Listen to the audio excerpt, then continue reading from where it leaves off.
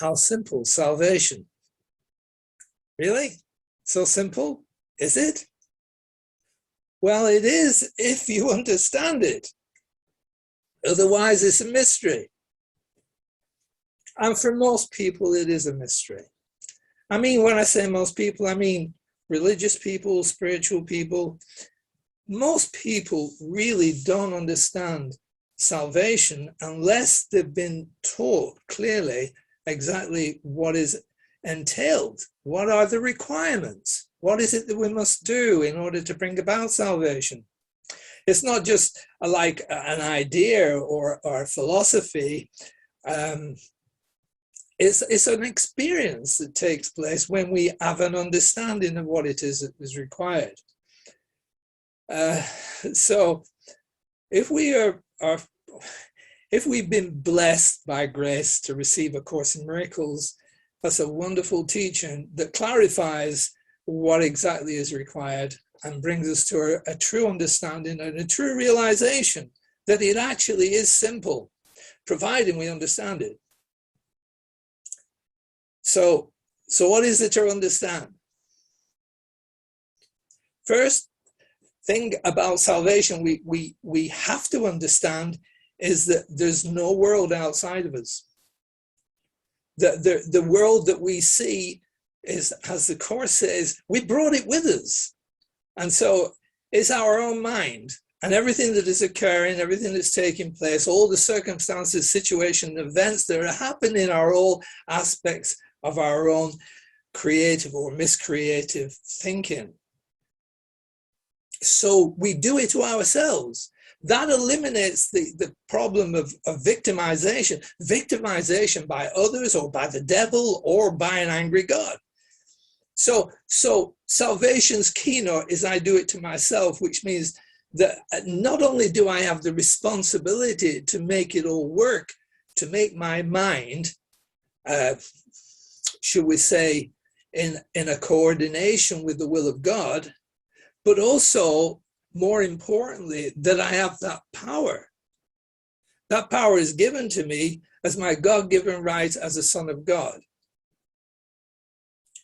So in this sense, the idea that the world is something outside of me is the misunderstanding and illusion that unfortunately makes it very difficult for anybody outside of A Course in Miracles understanding to be able to say salvation is simple. It wouldn't be, but it's incredibly mysterious and complicated.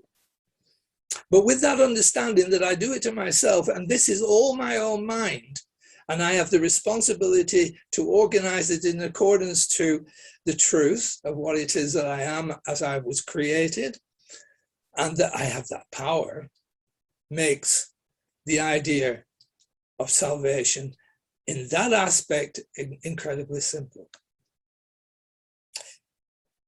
Okay, that's the first aspect. The second aspect, there are two things really that make salvation simple. The first is that I do it to myself, salvation's keynote. The second is that there's no death, right?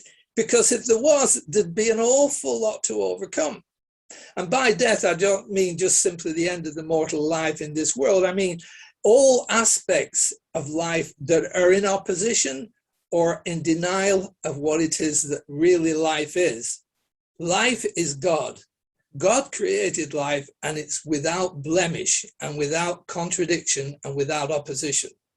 So anything that is called death is really a contradiction of life, and life does not have an opposite in God. And so therefore, all aspects of death are really illusion.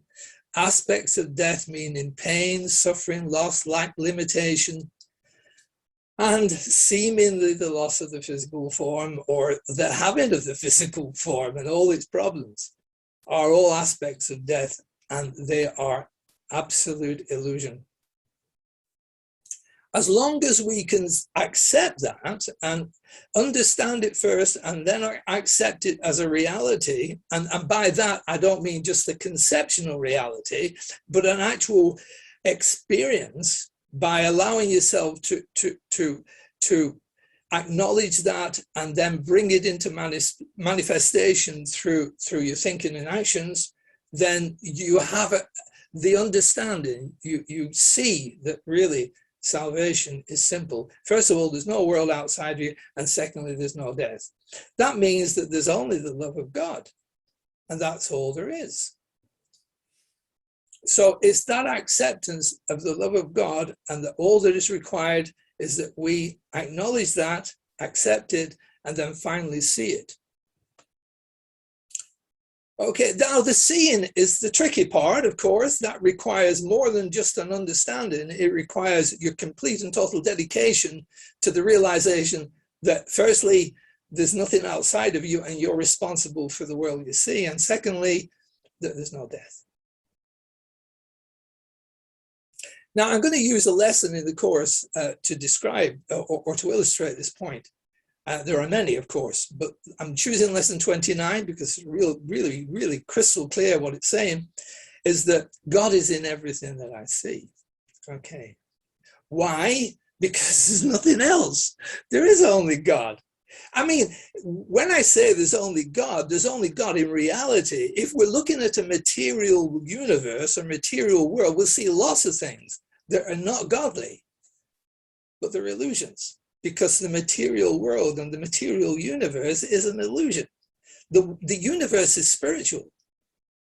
And so in order to see this spiritual universe, we have to look through the spiritual eye, the eye of Christ. And then we see God in everything, because there is only God. So we see God in everything because God is in our minds.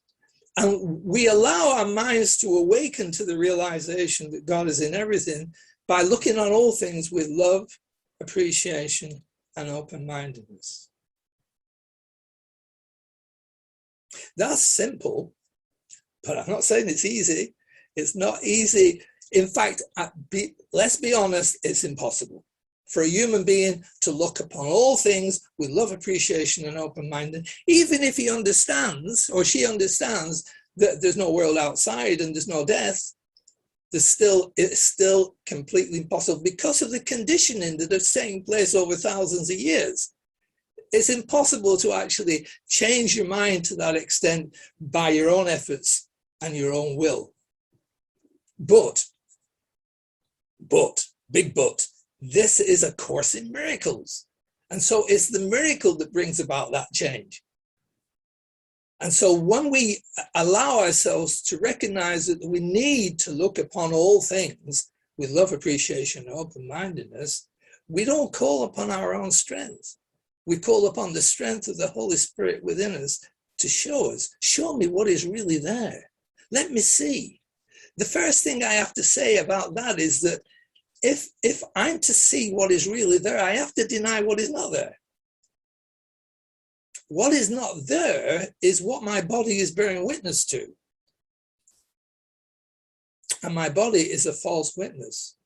My body's eyes, my ears, my taste, my touch and smell, my senses are false witnesses to what is really there because they're testament to a material universe which does not exist. It's a spiritual universe. So I have to deny what my body's eyes see. Now, that's not a big deal. It's not a question of going up against it or bringing about some power to oppose. Oh, no, we don't need to oppose an illusion. We just pass it by. We let it go. We don't give it any credence or value. And we certainly don't try to fight against it. It's like going down a road and you see a mirage and you're driving a car and you know this is an illusion, right? This isn't a big lake of water in the road that you've got to stop and wonder how to get past. No, you just drive on because you see it's an illusion. Well, that's the kind of denial I'm speaking of. The denial that there's anything there. And that takes some doing, that takes some practice, that takes some dedication.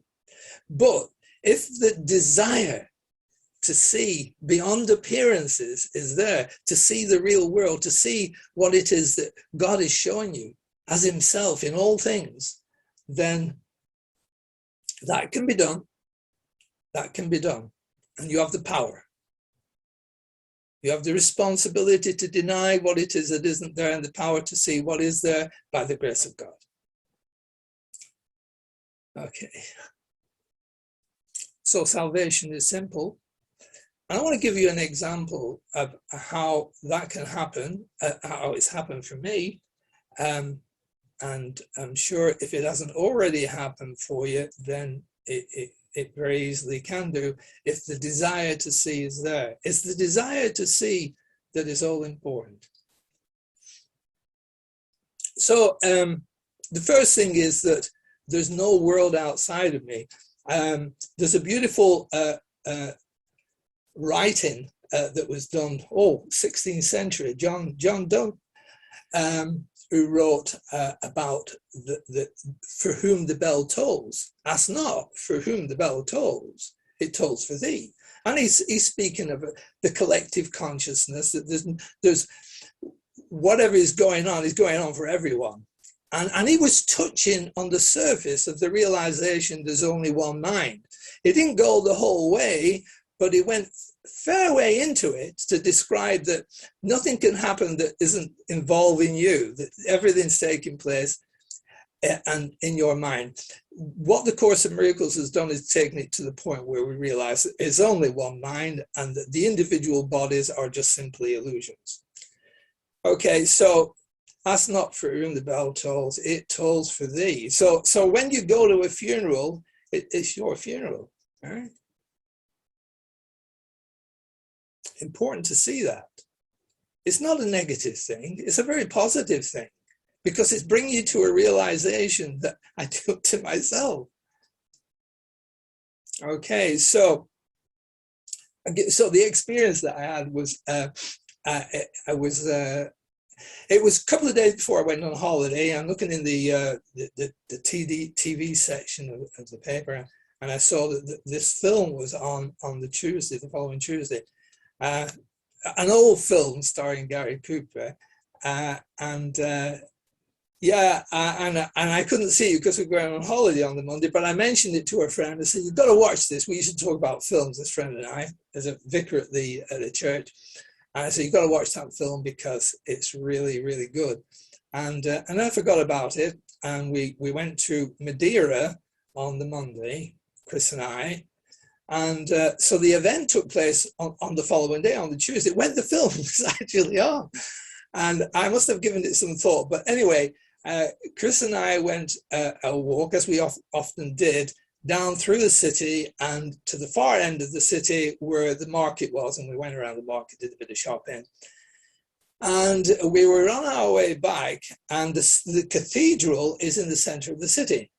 And we're walking past the cathedral at exactly 1 o'clock. I didn't realize until the bell went, the bell tolled at 1 o'clock. And the most amazing thing happened is my hat flew off my head about 10 foot into the air. Oh, no, more. A long way into the air. I couldn't see it because I was looking forward, but there was no wind. It just went vertical upwards, to the astonishment of those around. And created quite a lot of laughter.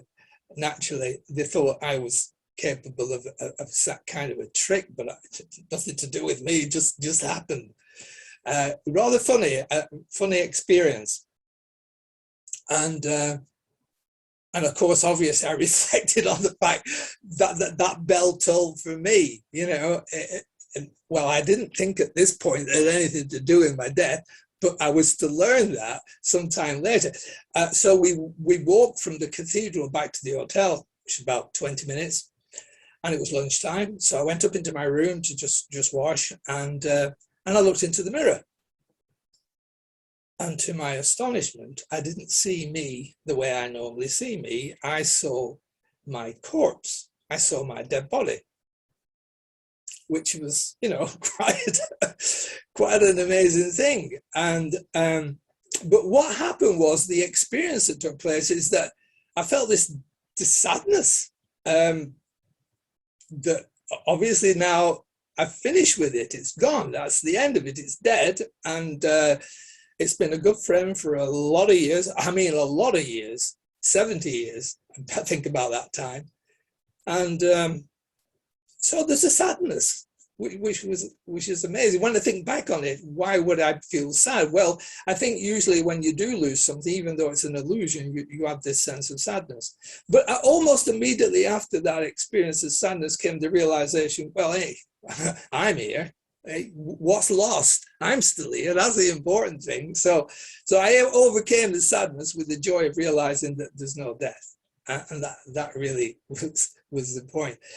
I think the most important thing in this experience was the fact that, there's nothing going on outside of me.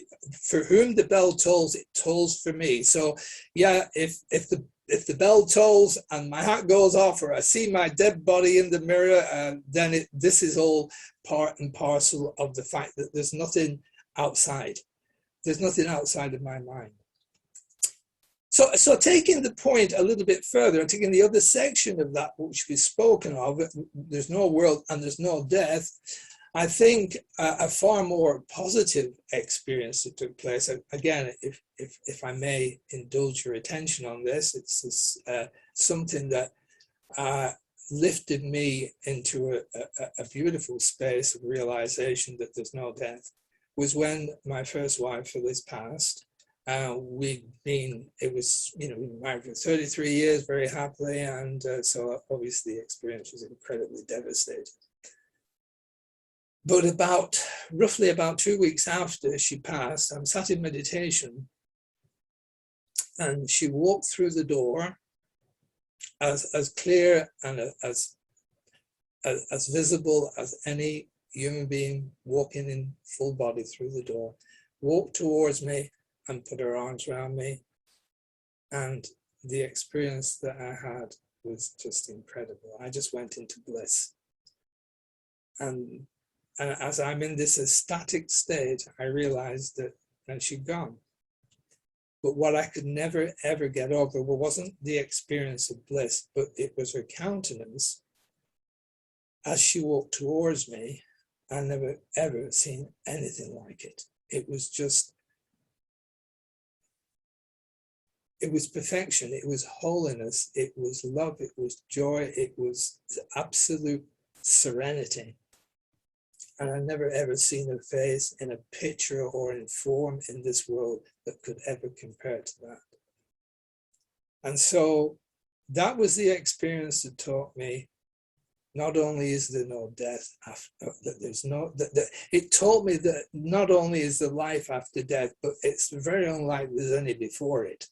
Because to see that and to see the reality of that makes this very, very dim. With the exception of our incredible mystical experiences and revelations, normal life in the mind, in the body, in this world could hardly be described as life. So nothing to be afraid of in losing that. So, the idea that the death, that salvation is simple, is very clear. It's very clear. There's nothing outside of us, and there's no death.